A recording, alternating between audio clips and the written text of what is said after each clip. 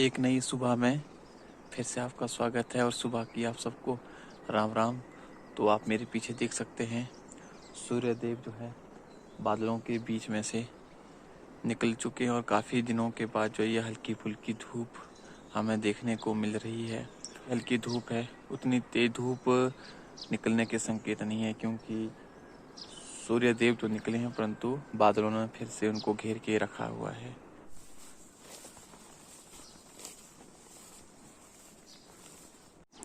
जैसे ही हमने मशीन के द्वारा खेत की जुताई की और ठीक दूसरे दिन ही भयंकर बारिश होना शुरू हो गई और लगातार बारिश हो रही है 4-5-6 दिन से। और आप खेत का हाल देख सकते हैं, जैसे ग्राउंड बन गया हो। ऊपर सारे पत्थर के पत्थर निकल गए और नीचे जो मिट्टी है वो सारी सेट हो गई और इसके दोबारा अब हमें दोबारा से हल या कुदाली चलानी पड़ेगी और हमारी मेहनत जो है फिर से बेकार हो गई। पीछे की वीडियो आपने देखी होगी, कम से कम भी 1 हफ्ता हो गया हमने यहाँ पर जो खीरे की बिजाई की थी, तो लगभग 7-8 दिन हो गए और अभी तक भी कोई संकेत नहीं मिल रहे हैं कि खीरे की जर्मिनेशन हुई है, क्योंकि बारिशों की वजह से ठंड बढ़ गई और खीरे की जो बीज है वो अंकुरित नहीं हो पाए। तो जो ज़्यादा बारिशें होती हैं वो भी खेती बाड़ी के लिए नुकसानदायक होती है, जिसका जीता जागता सबूत है। और ये है वो लहसुन को तो जितना पानी मिल रहा है ये तो ज़्यादा ही मोटी हो रही है, ज़्यादा ग्रोथ में जा रही है, क्योंकि लहसुन और प्याज को चाहिए ज़्यादा से ज़्यादा पानी।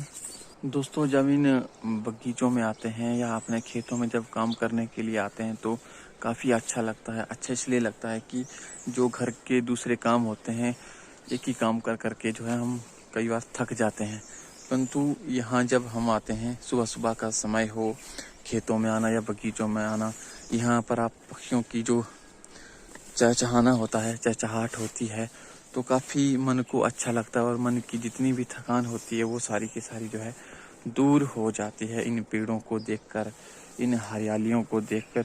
आप मेरे पीछे देख सकते हैं कितने बड़ी बड़ी ये जो पहाड़ियाँ हैं, ये जो देखो बादलों से घिरा हुआ है।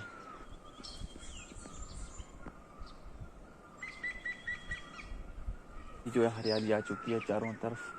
अभी वैसे तो बारिशें चली हुई है पीछे, परंतु इस साल पता नहीं क्या हो गया कि इतनी बारिशें क्यों हो रही है, क्योंकि मई का महीना बस ऐसा होता था पीछे जब हम कुछ वर्षों में देखें तो यहाँ पर हम बारिश के लिए तरसते थे।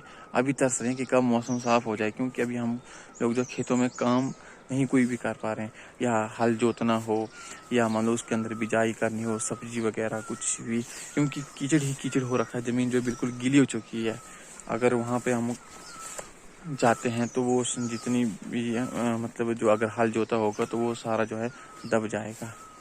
तो अभी जो है खेती बाड़ी को लेके जो है ज़मीनें जो है हमारी तैयार नहीं है, क्योंकि उसमें पानी काफ़ी मात्रा में हो चुका है, नमी जो है काफ़ी मात्रा में हो चुकी है।